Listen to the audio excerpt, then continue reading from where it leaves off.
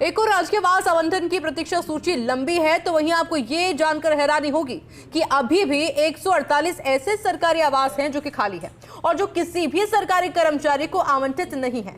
Online आवासन आवंटन के समय में ये सूची खासी चर्चा का विषय बनी हुई है और इसका कारण है निचली श्रेणी के आवास लेने में कुछ कर्मचारियों की उदासीनता और कुछ आवास का सही स्थिति में न होना माना जाता है। ये रिपोर्ट देखिए।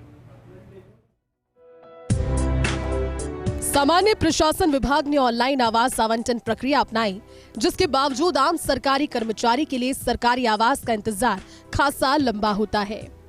उधर इन सब के बीच खुद सरकार ने विधानसभा में एक सवाल के जवाब में बताया है कि विभाग के कब्जे में 148 ऐसे सरकारी आवास हैं जो अभी तक किसी को नहीं दिए गए। सरकारी आवास का अंक गणित GAD के अधीन पहली श्रेणी के कुल 152 सरकारी आवास हैं। इसमें से गांधीनगर में 100 आवास हैं। दूसरी श्रेणी के सरकारी आवासों की संख्या 177, तीसरी श्रेणी के सरकारी आवासों की संख्या 461, चौथी श्रेणी के सरकारी आवास की संख्या 551, पांचवी श्रेणी के सरकारी आवासों की संख्या 448 और H श्रेणी के सरकारी आवासों की संख्या 198 है। इसमें से कुल 148 सरकारी आवास खाली है, जिनमें प्रथम श्रेणी के 3 आवास हैं। इसमें से सिविल लाइंस, एक विवेकानंद नगर और गांधीनगर में है। दूसरी श्रेणी के 20, तीसरी श्रेणी के 5, चौथी श्रेणी के 32, पांचवी श्रेणी के 51 और H श्रेणी के 37 सरकारी आवास खाली हैं। पांचवी श्रेणी के सबसे ज्यादा 51 सरकारी आवास खाली है। अस्थायी आवासों का लेखा जोखा। बजाज नगर अपार्टमेंट में अस्थायी प्रकृति के कुल 96 आवास हैं। इसमें से 5 आवास हाईकोर्ट पूल को स्थानांतरित किए गए हैं। GAD न्यूनतम 4200 ग्रेड पे वाले कर्मचारी को 91 आवासों को वरीयता अनुसार आवंटित करता है। ये अस्थायी प्रकृति के राजकीय आवास नियमित स्थायी राजकीय आवास आवंटित होने या 1 वर्ष की अवधि की शर्त पर आवंटित किए जाते हैं।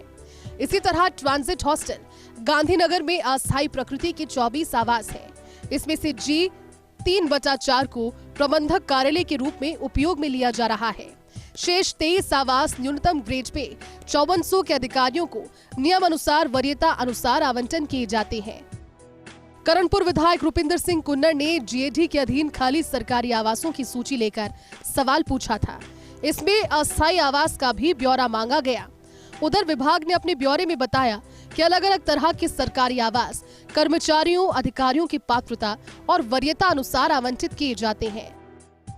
ऑनलाइन आवास आवंटन की प्रक्रिया को मजबूती के साथ सुधार के साथ लागू करने की अब ज़रूरत महसूस की जा रही है, ताकि सारे सरकारी कर्मचारियों की समस्या दूर हो सके। कैमरा पर्सन नरेंद्र के साथ Rituraj Sharma, first India news, Jaipur.